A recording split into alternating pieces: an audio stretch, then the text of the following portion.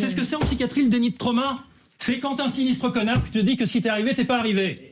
Alors, non, je n'accepte pas. Non, Je ne l'accepte pas. Oui, mais Maguenolé, tu es parti en flottille avec Rima Hassan. J'ai pas compris qu'on appelle ça encore une flottille, parce que les précédentes, quand il y avait 2-3 bateaux, je peux comprendre, mais là, c'est non. S'amuse. Alors non, parce que j'ai fait de la prison au camp de Kétiot dans le désert du Negev, et donc fais gaffe quand même, parce qu'on m'a déjà fait le coup. Non, mais attends, Julien, toi, fais attention aux comparatifs avec les otages. Moi, je fais pas. C'est pas moi qui fais des comparaisons de ce genre-là. Moi, je parle de mon expérience, et je demande pas qu'elle soit glorifiée ou applaudie.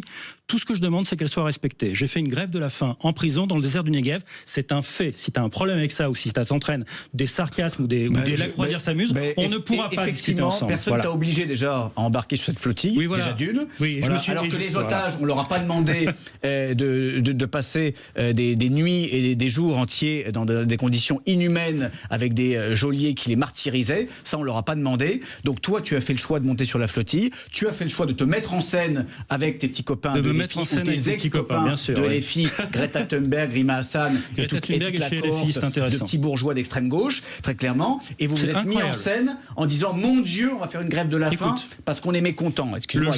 Là aussi, il y a un deux poids, deux mesures. Le jour où tu prendras un risque physique, toi, personnellement, pour tes convictions, on en reparle. Mais j'en prends tous les jours. Non, c'est pas vrai. Ah bah c'est pas vrai parce que en tant qu'élu, j'en prends tous les jours. Moi, non, mais tu t'es déjà fait casser la gueule par un soldat. Ça t'est déjà arrivé dans ta vie pour tes convictions? Ça t'est déjà arrivé, oui ou non? La gueule par un soldat. Ça t'est déjà arrivé, oui ou non? Mais tu t'es pas fait casser la gueule par un soldat. Moi, ça m'est arrivé. Moi, ça m'est arrivé. Et j'ai plusieurs témoins.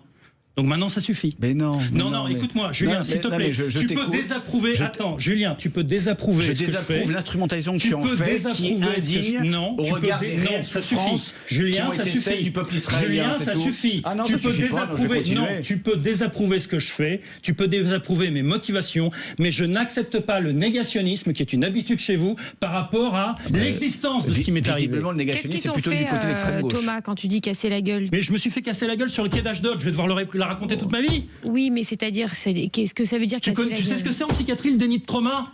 C'est quand un sinistre connard qui te dit que ce qui t'est arrivé t'est pas arrivé. Alors, non, je n'accepte pas. Je ne l'accepte pas. Oui, on peut rester courtois, Thomas.